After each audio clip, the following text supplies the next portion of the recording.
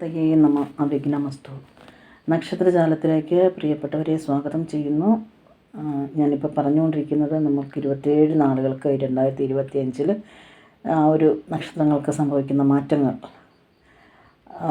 എന്തൊക്കെയാണെന്നാണ് പറഞ്ഞുകൊണ്ടിരിക്കുന്നത്.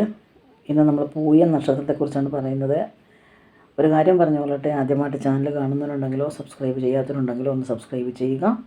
തൊട്ടടുത്തുള്ള bell button കൂടി ഒന്ന് അമർത്തിയിട്ട് 3 ഓപ്ഷൻ വരും, അതിൽ ഓൾ എന്നുള്ളൊരു ഭാഗം ഇനേബിൾ ചെയ്ത് വയ്ക്കുക.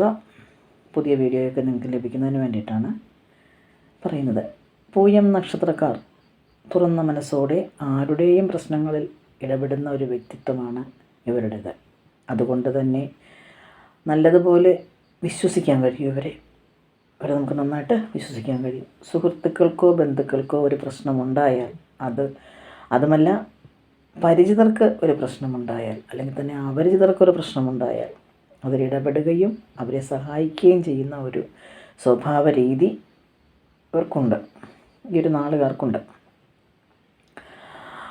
അതുകൊണ്ട് തന്നെ ഈ ഒരു വർഷം അത്തരം കാര്യങ്ങൾ കൊണ്ട് ചതിവുകൾ സംഭവിക്കാതിരിക്കാൻ ശ്രദ്ധിക്കുന്നത് നന്നായിരിക്കും. അതുകൊണ്ട് ആരുടെയും പ്രശ്നങ്ങളിൽ അമിതമായിട്ട് ഇടപെടാതിരിക്കുക, അത്ര അത്യാവശ്യമാണെങ്കിൽ മാത്രം, അല്ലാതെ ഒന്നിലും ഇടപെടാതിരിക്കുക ഈ ഒരു വർഷം. അതാണ് നിങ്ങൾക്ക് എന്തുകൊണ്ടും ഈ വർഷം നല്ലത്. എന്ത് ചെയ്യുമ്പോഴും എന്ത് സഹായം ചെയ്യാൻ തുനിയുമ്പോഴും വളരെയേറെ ശ്രദ്ധിക്കേണ്ടതുണ്ട് ഈ വർഷം. അങ്ങനെ ചതിവ് പറ്റാനുള്ള സാഹചര്യങ്ങൾ ഒഴിവാക്കുന്നതാണ് എന്തുകൊണ്ടും നിങ്ങൾക്ക് നല്ലത്.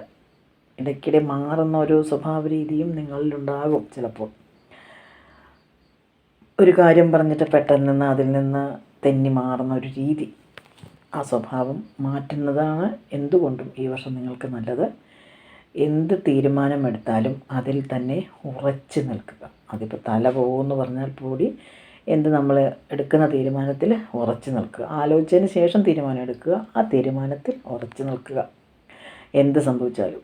അല്ലെങ്കിൽ ഈ മാറുന്ന സ്വഭാവ രീതി കൊണ്ട് ഒരുപാട് അപകടങ്ങളിൽ ചെന്ന് ചാടാൻ സാധ്യതയുണ്ട്.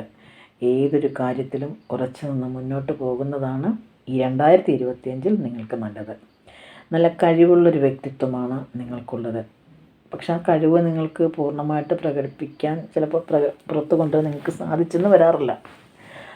അതുകൊണ്ട് കഴിവുകൾ എന്തുണ്ടെങ്കിലും പൂർണ്ണമായി അത് പ്രവൃത്തിപഥത്തിൽ കൊണ്ടുവരുന്നത് തന്നെയാണ് നല്ലത്. ഒരു കാര്യത്തിലും പിൻനിരയിൽ നിൽക്കേണ്ട ഒരു മുൻനിരയിൽ തന്നെ നിൽക്കേണ്ട ഒരു വ്യക്തിത്വമാണ് പൂയം നാളുകാർക്കുള്ളത്.